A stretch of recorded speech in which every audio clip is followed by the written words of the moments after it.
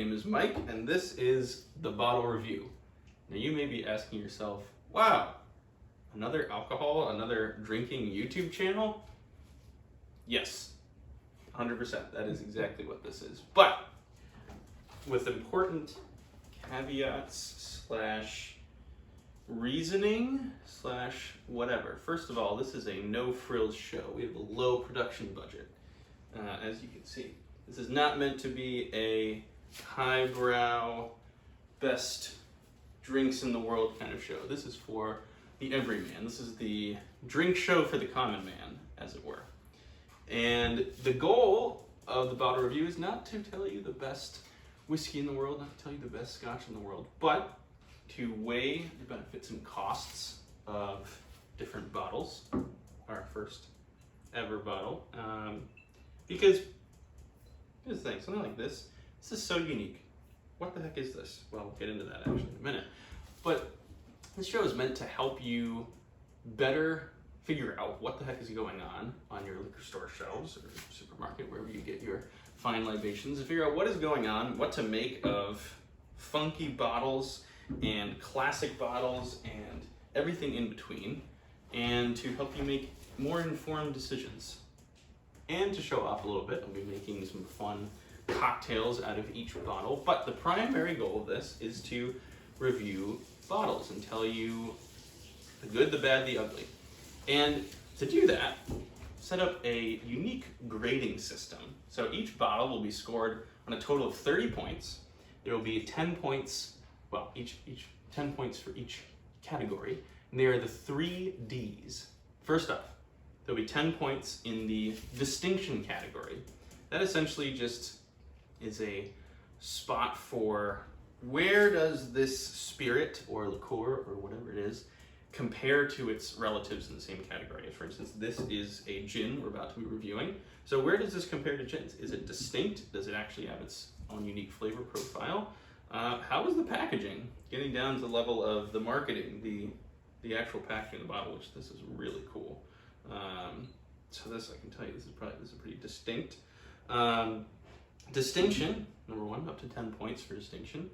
Up to 10 points for drinkability, the second D. So on 2 different scales as well. So 10-point total, and about 5 of those will be measured for how can you drink it straight. Now, that'll be more weighted for the bourbons, the scotches, things that you would actually drink straight pretty regularly. Maybe a little less rated for that. And the other side of it is, how does it taste in cocktails? Does it actually add something? You know, what's going on there? So drinkability, it's meant to show you what you can do with it. If it tastes good in cocktails, whatever. And the third is dollars. Here's the thing. Like I said, this is not a channel meant to tell you the best, the most expensive scotch, the best, the most expensive whiskey, the best, most expensive gin. Hopefully we'll get to review some really fantastic things, but this is not for the cash flush individual just finding whatever he wants. This is for you to make good informed decisions about your home bar or your parties, whatever. So rating on a scale from 1 to 10, how much bang for your buck are you getting? How much does it cost me to buy these bottles, and how much I think it's worth, especially compared to equivalent bottles? So there's the crash course. Like I said, no frills. Let's get into our first review. So in front of us we have the lovely Drumshanbo slow distilled gunpowder Irish gin. Now for most of these, what I will say is I will lean more heavily towards reviewing bottles that I've never tried before, but I have to admit I have had this before, straight and in cocktails. And it is just so unique and so rare that I really want to start this off with this, because I have so rarely seen this, anyone have it. It's not, I got it at a supermarket, so it's not that hard to find in stores, but so many bars that I've been to don't carry it either. So this is something that maybe you should be requesting it at your local bar if you really want to, or buy a bottle for yourself, see what you think, give it to some friends, make some fun cocktails. But this is such a unique, such a cool bottle too. It's got an interesting story from the curious mind of P.J. Rigney. So this is pretty distinct. This has got some very cool glass edge lines, like almost like a postage stamp, aged paper look to it, a little bit. Slow distilled, like it just looks great. Here at the edge of a lake in a shed in a small Irish town, the ordinary is made extraordinary.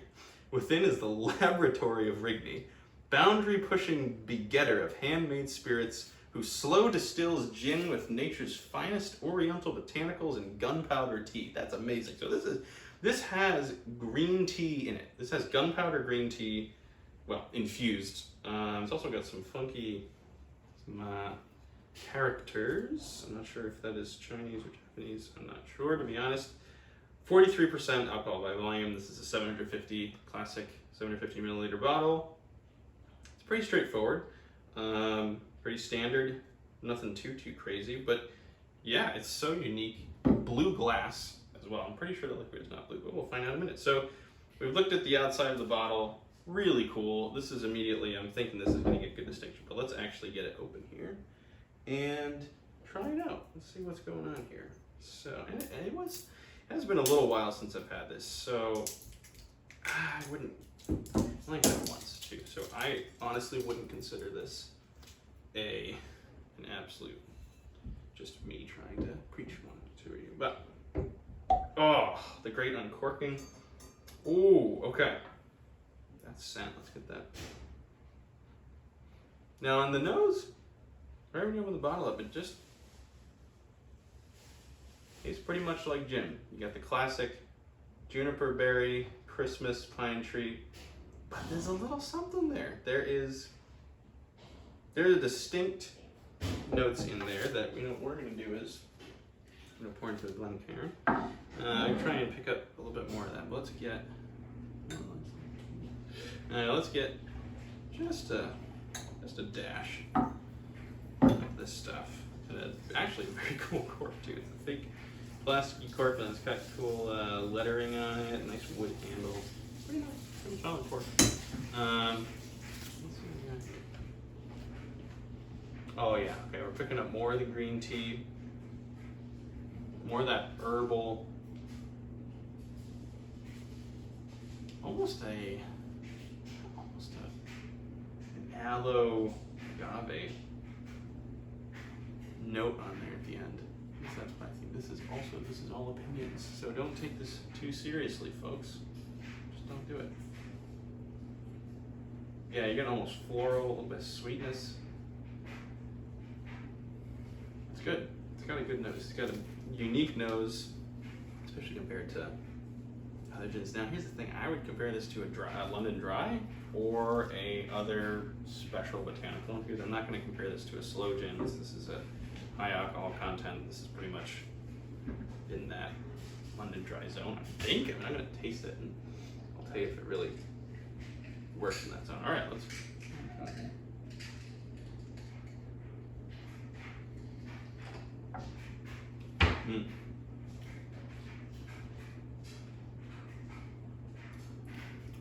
Oh.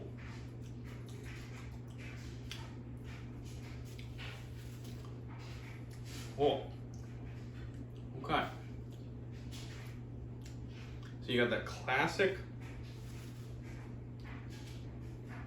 pretty immediate juniper burn, that pungentness, that sharpness.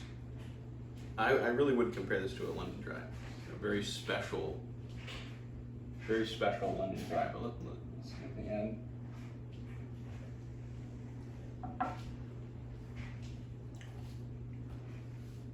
Yeah, you kind of get a little bit of that green tea, especially on the second sip.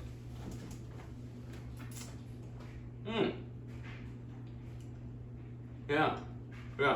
It takes a little more adventuring and exploring than I thought I remembered it. Honestly, it does seem pretty similar to that.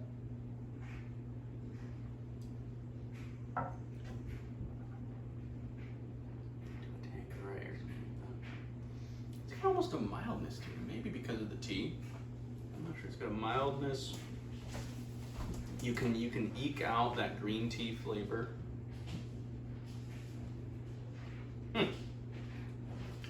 You know, I mean, to be honest, I would have thought that it would have been more different than it is, but that's not necessarily a bad thing. I think I was probably going into this thinking, you know, this is going to be extremely distinct. It's going to be, you know, very drinkable straight. Maybe a change on the rocks. I don't think it's got that much of a difference. That's it.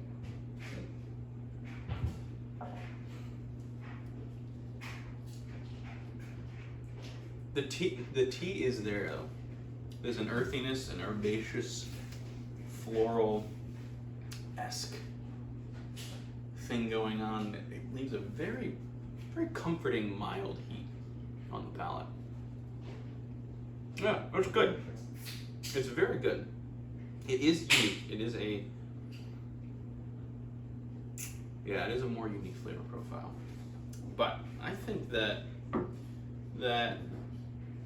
green tea,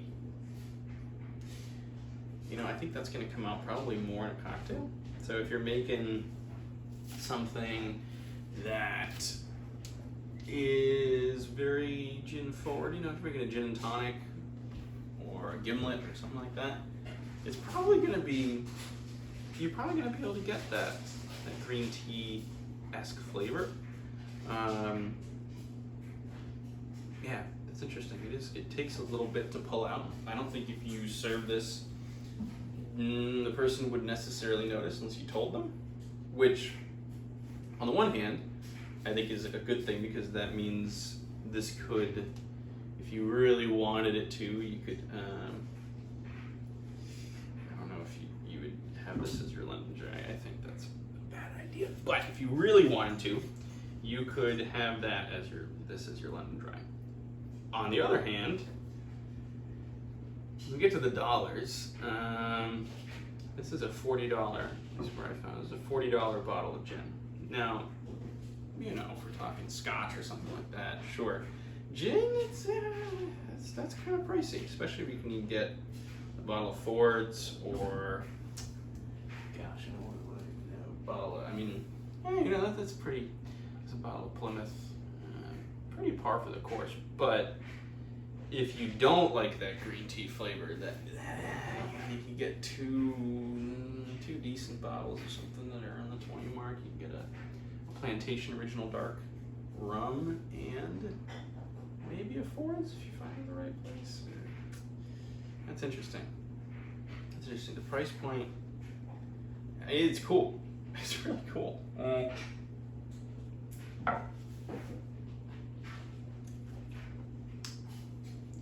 With the larger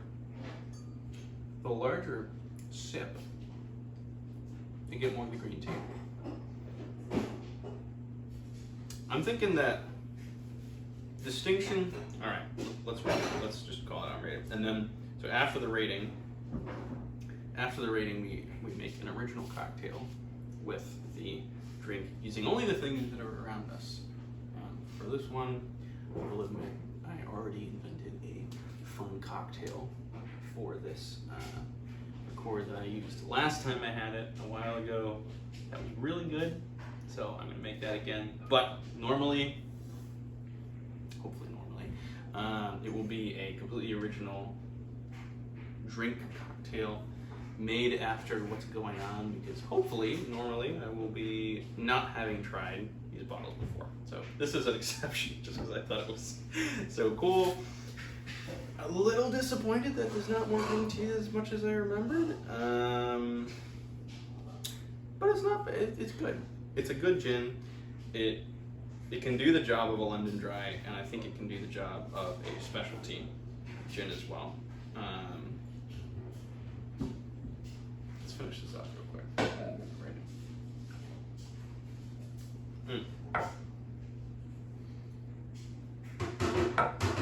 Okay, distinction. The bottle is so cool. The bottle is very cool, so gets points for that. The taste is different. It is a little different, but it's not so noticeable as to say, whoa, you need to go out and get this. This is necessary for a host of drinks. This is a whole shebang. It is not that distinct. I would say it's more distinct than the difference between two dark rums of comparable quality. It's definitely more different than two of just the same type of liquor, I would say. But it's not that different. You know, the bottle coming in though, I'm gonna give it a 6. I'm also gonna be pretty harsh on the bottles. I think I'm gonna try and be a pretty pessimistic reviewer. So, but it has just enough distinction with the flavor profile, with the green tea, the cool bottle.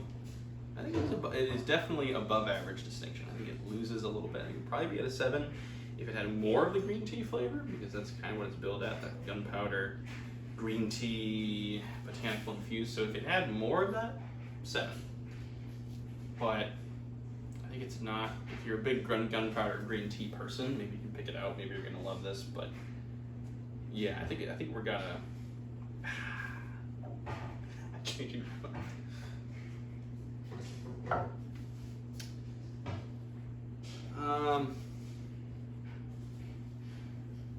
I'm gonna, you know what? Let me go on a limb here. I'm gonna say, I'm pretty confident that it's gonna, green tea flavor will be pulled out and make cocktails. So we're stepping up. This is 7 on distinction. The bottle is so cool. It's got such a wild story. It is so rare, not necessarily in stores, because I found it in a grocery store, but I find it in a liquor store. But it is so rare, and very few people seem to be drinking it. And I don't think because it tastes bad. It definitely does not taste bad. I'm gonna bring it up to 7. We got a distinction score of 7, permanent, locked in. All right, 7 on distinction. Drinkability. It's perfectly fine to drink straight. It does not. It honestly, the 43. Was it 43? 43 exact. 43%. Doesn't really taste any more astringent, any more harsh than 40. I would say it actually tastes smoother than a 40%. It tastes very smooth. It seems very well made. It seems solid. So, it should be very good in cocktails. Yeah, I'm gonna give it a 7 in drinkability as well. It's a solid gin. I would sit and sip that. I mean, that's a good gin. If you like gin, decent for sipping, a little bit of a different flavor profile, might be worth it. 7 for drinkability. Dollars, that is the tricky one. $40 is $40 is $40. That's not. You know, here's the thing. You can use this in just about any gin. I think you can use this in any lemon dry gin-based cocktail. Is it worth it having this as your primary gin? I don't know. I think this is kind of the conundrum, and I'm gonna say that the price is a little high for what you're getting. It's cool. It's unique. But it's not so unique that it's like, oh, you gotta have this in your bar. This is such a special thing. This is such a thing that you would use in so many cocktails. I've seen very few cocktails that mainly utilize it. So I'm gonna have to say we're gonna say that 5 in each of the category. 5 is average. So I'm gonna say this is slightly. Ooh, how harsh do I want to be? That's a real question. How harsh do I want to be? Also, you may hear noises going on in the background. That's normal. Like I said, no frills. I think I'm gonna be a harsh reviewer. I gave it 7 points for distinction, 7 points drinkability.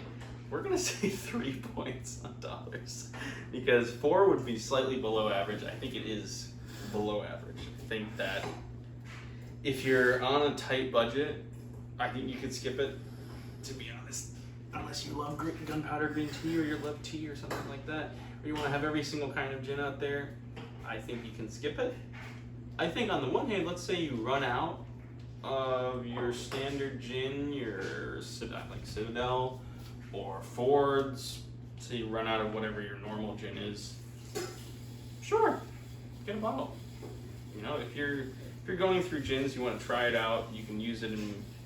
I think you can use this in almost any gin cocktail. It's not that crazy. I think it might add a little bit with that green tea. You might get a unique flavor. For your first bottle of gin, I would not recommend this for your first and only bottle of gin. I would say this is a nuanced bottle that $40 is $40. If you're starting out a bar, probably not the best idea. So, all right, there we go. 7, 7, and 3. Bring it up to a grand total of 24. That's pretty good. No, not 24. That would be 7, 7, 7, and 3. 17 is the total score. So with a 15 being average, it is slightly above average. 24 versus 17. Yeah, that's a big difference. Slightly above average. Unique, if you're a big gin person, get it. Sure. If you have every other gin, get it. If you already have a Navy Strength and a London Dry, a Slow, whatever, try it out. Get it. If you're just building your bar, probably not worth a try. It's good. Yeah. All right, we've rated it. Let's make a cocktail. And again, I have to say that this cocktail I've already made in the past. This is a original, but this is not new to this moment. In the future, I'm going to try to make cocktails pretty much on the spot, based on the flavor profile, based on what I think about the bottle. We're going to try that. But for this one, it is already a cocktail that I have made. I believe that no one else has made this cocktail. If I am wrong, please let me know in the comments. Please teach me a lesson of the real cocktail. But I believe this is original. And this actually started out because one of my friends who was there when I first tried this was like, I hate gin. And I was flabbergasted, but he said, make me a drink that converts me to gin. So it's called the Gin Conversion. And now I think the better name really is the Cannon Cloud, because it's got gunpowder gin, gunpowder, cannons, nautical, gin, navy, and then you'll just have to wait for the rest of the ingredients, and I think very quickly you'll be able to understand why it's the Cannon Cloud. We'll have a little bit of a navy, hint, navy strength gin, plus gunpowder, navy strength and gunpowder. That just makes sense. And it'll be a cloud. So, let's make it. This will make 2 portions, so I'm going to put another Glencairn out here, and we'll just pour straight in here. All right, let's get our shaker.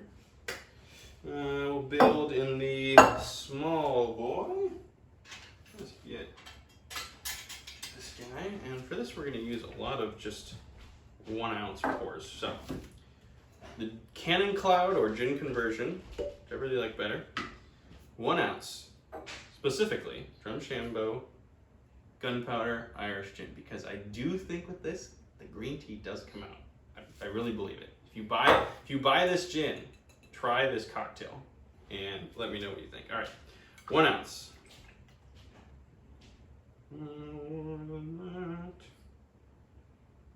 That's about good. All right, we've got our big player. I'm just gonna put that straight there so you know exactly the main man. There we go. And 1 ounce of Navy Strength. I'm gonna use Plymouth Navy Strength. That's I like it. I like Hayman's Navy Strength a little bit more. I think I like Plymouth Standard Gin more than Hayman's Standard London Dry. Plymouth does a great regular gin. This is fantastic. Their Navy Strength is fantastic too. If you have Hayman's, that works great as well, or something else, sure. 1 ounce Navy Strength gin. Get that in there. So we got 2 gins. Boom, boom. Gin conversion. 2 different types of gin. Yeah, strong. Then we're gonna do, and please pay no attention to the labels on this bottle. This is simple syrup. This is not tequila. We're gonna do 3 3/4 of an ounce of simple syrup. Get that right up to there, right about there. Beautiful.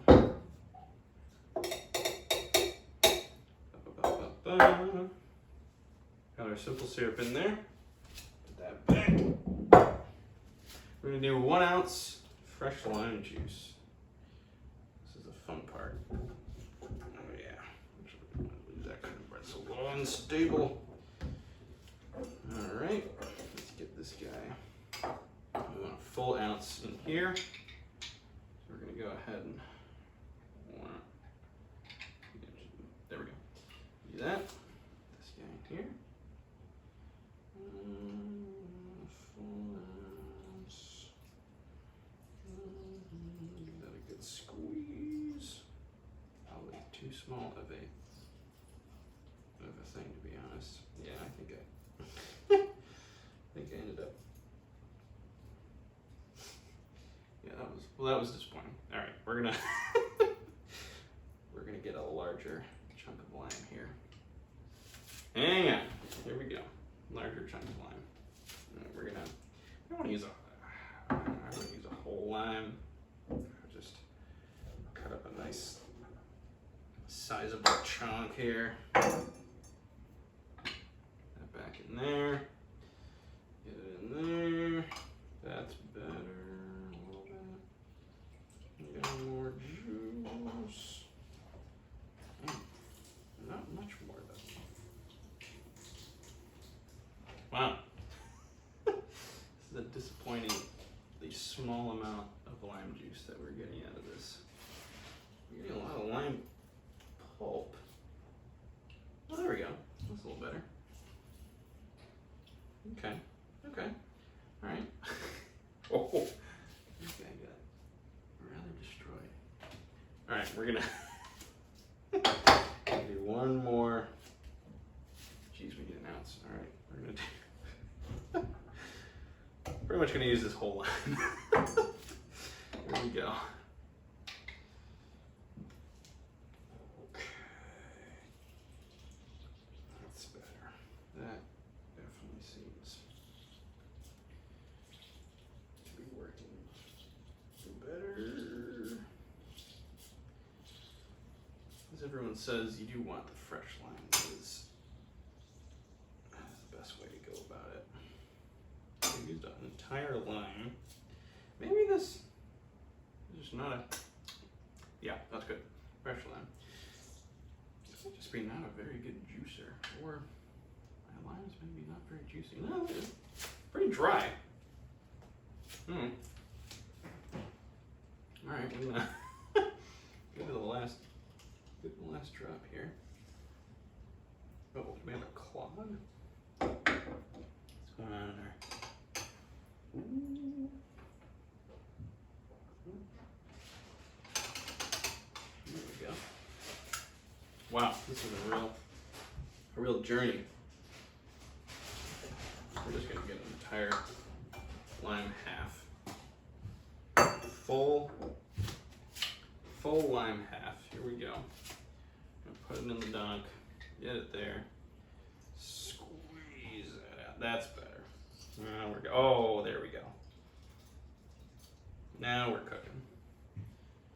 This will be enough of that juice. Okay. Gotta unclog that piece there.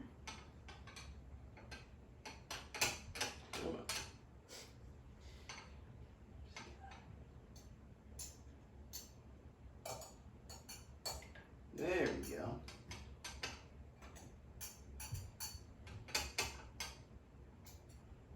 Who would have thought that getting lime juice would be this difficult?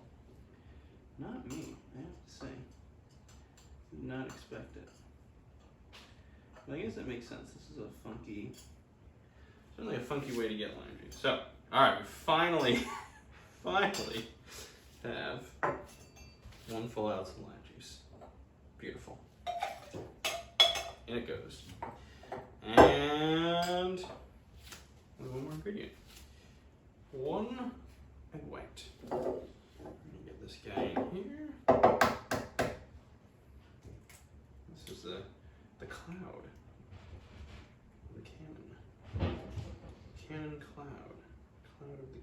we got our egg white. Beautiful. Beautiful. All right, we're gonna give it a good old Kentucky dry shot. Oh, wait a minute. We forgot our secret ingredient. This is what makes it a cannon cloud. 1, maybe a little less, but about 1 bar spoon of vanilla extract. Not vanilla simple syrup. You can if you really want to, but to get the real effect, you really need, to not spill. And I'm just gonna do a little bit more because I spilled that. All right, that was a little bit more than a bar spoon of vanilla extract. Clean that up.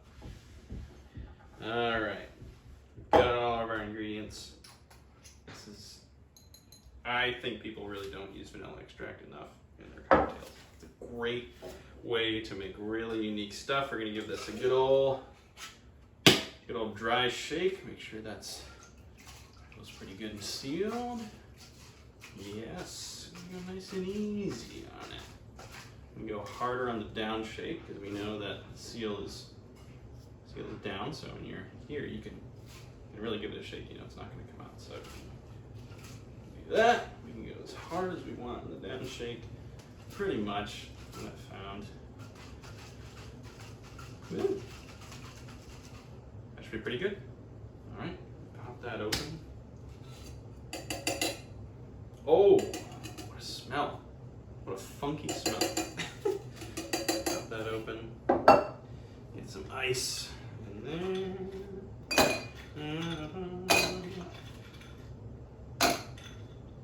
Beautiful. Got our ice. Which one did I drink out of? This one, obviously. All right. We're going to go ahead.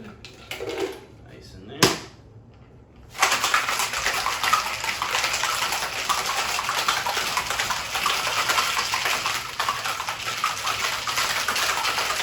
Have a good shaking face when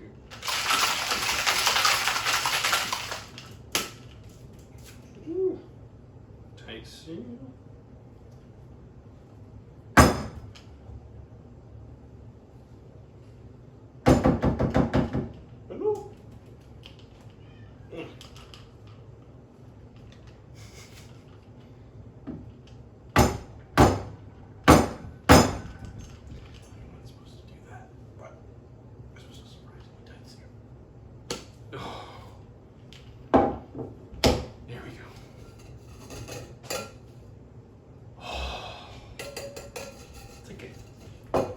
Key lime gin.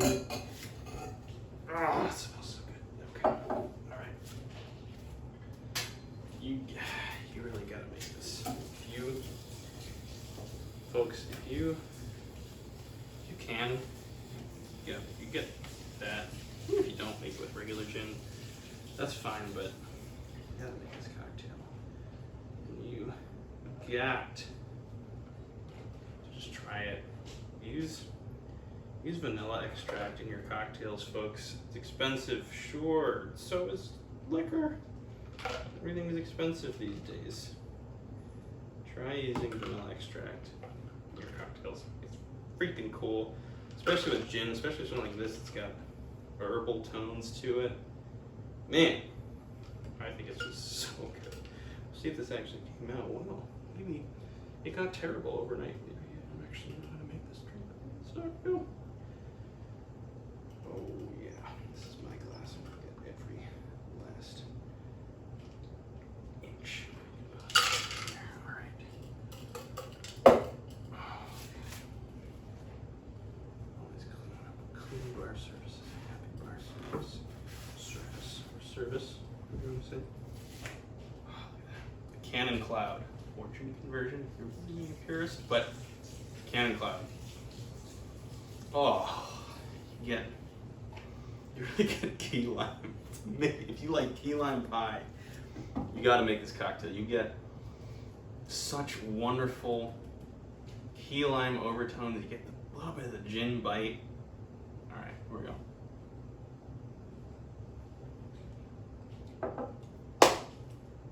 Oh,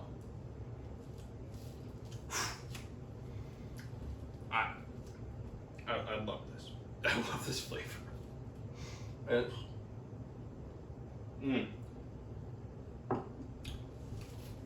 oh, that tastes so good. I love that flavor.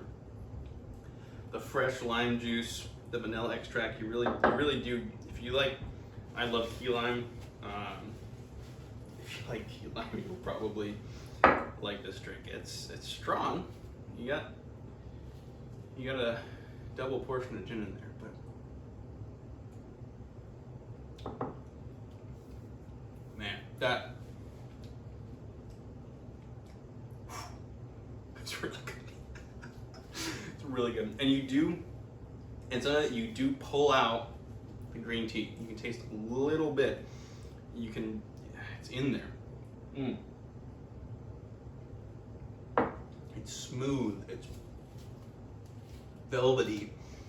You feel the gin. I mean, you know it's there. You know there's gin in there, but it's very well balanced. The Navy strength, I think, is a must. I think if you're gonna make this with, I wouldn't make it with just a London Dry. I think some sort of botanical specialty gin like this, green tea, I think it actually works really well. The green tea legitimately comes out. You can taste it on the nose a little bit even, but you really do need a little bit of the Navy strength to keep the juniper, to keep the citrus, to keep the gin-ness there. Man, and when you combine them both, you got the lime, egg yolk, that's so smooth. We got an extra portion here too, so that's for you, I guess. And oh gosh, I really like using vanilla extract in cocktails. Definitely not for any cocktail. It's definitely for specific flavors, but man, this just tastes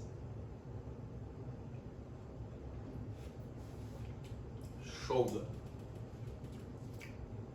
So good. Well, there you have it, folks. That is a review of the Drumshanbo Gunpowder Irish Gin. It's also Irish, that's pretty cool. Not that many Irish gins out there. Irish gin, lay it out, distinct. It is distinct. It is above average distinct. 7. It is above average drinkability. I think it's smooth for gin. I think it's good straight. I think it's great in cocktails. I think it's a really good cocktail gin to mix with even other gins. And dollars, it leaves a bit to be desired, I would say. It's a little pricey. Not a start out gin, but man, especially when you use it in funky cocktails like the Cannon Cloud. That just sings. That's really good. That's really good. All right. Until next time, this has been the bottle review. See you later.